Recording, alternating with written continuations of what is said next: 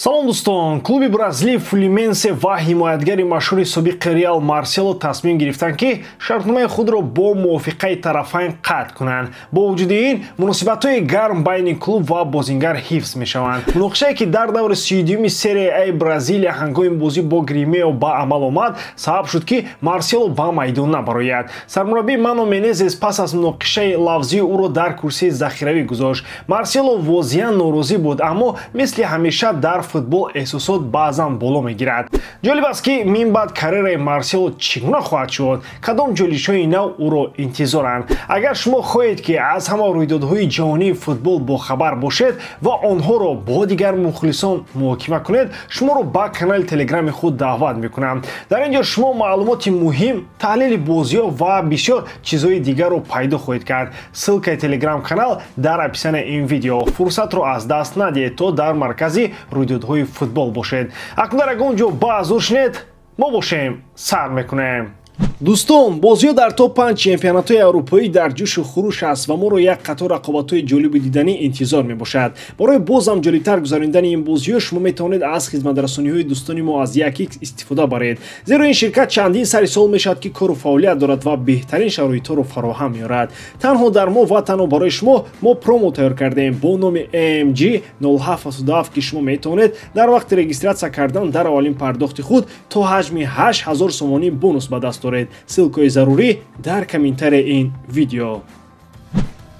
Дар даври даҳуми Лигаи Премерии Англия Арсенал боз як бохти дигарро таҳаммул кард ва бо ҳисоби ҳадди ақал 0-1 аз Ньюкасл шикаст хӯрд. Голи ягонаи бозиро Александр Исак дар дақиқаи 12 зад. Ин бох як қисми силсилаи ногувор барои дастаи Микел Артета шуд ки аллакай 3 бозӣ пайҳам дар Премер-лигаи Англия беғалаба мондааст, аз ҷумла бо мусовӣ бо Ливерпул ва бохт аз Бормунд. Дар айни замон Арсенал дар ҷадвали мусобиқа ҷои сеюмро ишғол мекунад ва пас аз 10 давр 18 хол дорад.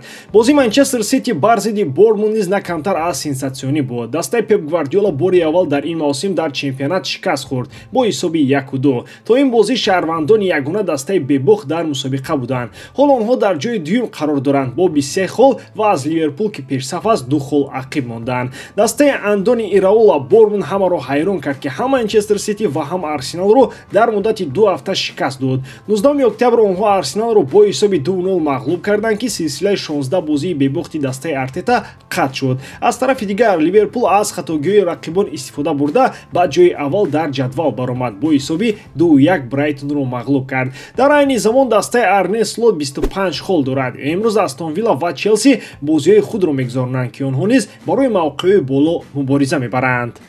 Хуб, дӯстон, 3 бозӣ пайҳам бе ғалаба барои Арсенал ин мисли 3 пиёла қаҳва бе кофеин аст. Гӯё менӯшӣ, аммо ҳеҷ таъсире нест. Арсенал имрӯз боз натавонист мухлисонро шод кунад, бо ҳисоби 0-1 аз Ньюкасл шикаст хӯрд. Росташро гӯям, дидани он ки Александр Исак дар дақиқаи 12 гол мезанад, на камтар аз дарди он аст ки ман фаромӯш кардам ки барои сархистан будилник монам. Микел Артета эҳтимолан ҳоло сари худро мешиканад ки чӣ тавр дастаашро ба роҳи ғалаба баргардонад. Зеро дар айни замон онҳо танҳо дар ҷои сеюм ҳастанд ва 3 бозии охир мисли 3 свидания бо чимчигул номуваффақ буданд. Гӯё кӯшиш мекунӣ, аммо ҳеҷ манфиате нест. Акнун дар бораи Манчестер Сити, онҳо бори аввал дар ин мавсим шикаст хӯрданд ва росташро гӯям, ин мисли дидани он аст ки таксистои тоҷик ахиран дар душанбе барои парковка ҷарима гирифтанд. Бормунд ҳамаро ҳайрон кард ки бо ҳисоби 2-1 Ситиро мағлуб кард. ҳоло шаҳрвандон дар ҷои дуюм ҳастанд ва ҳама ба туфайли Ливерпул ки мисли ҳамеша имкониятро аз даст надод ва ба ҷои аввал баромад. Мухлисон попкорн омода кунед, зеро мубориза барои чемпионат гарм хоҳад буд. Бормунд дар 2 ҳафтаи охир ҳам Арсенал ва ҳам Ситиро шикаст дод. Гӯё ин чемпионати шахсии онҳо бошад. мураббии онҳо Андони Ираола эҳтимолан ҳоло машҳуртарин шахс дар шаҳр аст. Хуб, Ливерпул бо 25 хол дар қуллаи ҷадвал мисли ҳамеша нишон медиҳад ки на танҳо суруди чабргалди маблгардиро месароянд, балки футбол ҳам бозӣ мекунанд. Имрӯз Астон Вилла ва Челси кӯшиш мекунанд ки ба ин шодӣ дахолат кунанд. Хуб, бо шавқ интизор мешавем. Дастаи футболии Барселона дар вазъияти душвор қарор гирифтааст вақте ки трансфери зимистона наздик мешавад. Даста хатари надоштани ба қайдгирии Дани Олмо ва Пау Викторро дар моҳи январ дорад, сарфи назар аз он ки онҳо муваққатан бо сабаби ҷароҳати Андрес Кристенсен ба лига дохил карда шуданд. Барқароршавии Кристенсен ба анҷом мерасад ва клуб ваъда дода буд ки ӯро дар моҳи январ явар ба ҳаят бармегардонад, аммо мушкилоти молиявӣ иҷрои ин ӯҳдадориҳоро душвор мекунад. Интизор мерафт ки шаҳрномаи нав бо Nike вазъиятро беҳтар мекунад, аммо имзои он ба таъхир афтодааст. ғайр аз он, клуб бо фонди либеро ки аз он пардохтои 60 миллион евро интизор аст, бо мушкилот рӯбарӯ мешавад. дар натиҷа барселона метавонад дар назди интихоб қарор гирад, ё Олмо ё Кристенсенро ба қайд гирад. вақте ки сухан дар бораи Барселона меравад, интизориҳо ҳамеша баланданд, аммо воқеият баъзан хеле мураккабтар мешавад. тасаввур кунед, дар моҳи январ клуб метавонад бо як мушкилоти воқеӣ рӯбарӯ шавад. дар заминаи барқароршавии Андрес Кристенсен ки бояд ба майдон баргардад, Барселона хатари надоштани ба қайдгирии Дани Олмо ва Пау Викторро дорад. ин монанди кӯшиши ҷамъ кардани муаммоест ки ногаҳон қисмҳои калидӣ намерасанд. мушкилоти молиявӣ аз ҷумла таъхири шаҳрнома бо Nike ва қарзи фонди либеро водор мекунад ки дар бораи ноустуворӣ дар клуб фикр кунем. дар ниҳоят роҳбарият бояд байни Олмо ва Кристенсен интихоб кунад. ин монанди интихоб байни ду ҳамлагари аъло барои зарбаи ҳалкунанда аст. ҳарду хубанд, аммо фақат як имконият аст. дар ҷони футбол муомилаҳои трансферӣ ҳамеша эҳсосот ва баҳсҳои зиёдро ба вуҷуд меоранд. ин дафъа диққат ба ду бузурги футболи Аврупо Реал Мадрид ва Челси равона шудааст. интизор меравад ки бошгоҳ метавонанд ба як трансфери дугона даст ёбанд ва истораҳои худро иваз кунанд.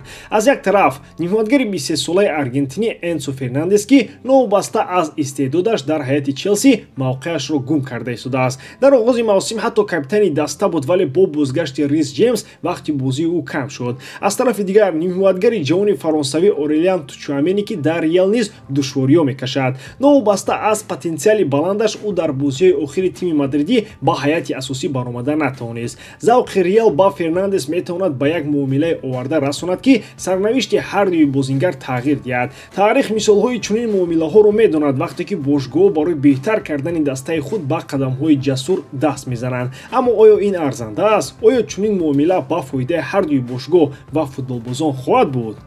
биёед дар бораи эҳтимоли трансфери дугона байни Реал ва Челси суҳбат кунем. ҷолиб садо медиҳад, ҳамин тавр не? аммо ин чӣ таъсире ба дастаҳо мерасонад? Энсо Фернандес ҷавони бо истеъдод аст, аммо дар Челси камтар боз мекунад. шояд ин бо сабаби афзалиятҳои мураббӣ ё рақобат дар ҳайат бошад. дар ҳар сурат, агар Челси тавонад ӯро фоидаовар фурӯшад ё бо Тчуамени иваз кунад, ин як қадами хуб хоҳад буд. ва Тчуамени чӣ? бале, ӯ низ дар Реал каме гум шудааст. шояд дар муҳити дигар беҳтар тавонад худро нишон диҳад, аммо ростӣ дар футболи муосир нимҳоятгароне лозиманд ки на танҳо ҳамлаҳоро вайрон кунанд, балки ҳамлаҳои худро низ оғоз кунанд. дар Реал ин ҳамеша муҳим буд, махсусан вақте ки дар даста бозингарони мисли Крос ва Модрич буданд. вале замонҳо тағйир меёбанд ва шояд Тчуамени танҳо ба консепсияи нави даста мутобиқат намекунад.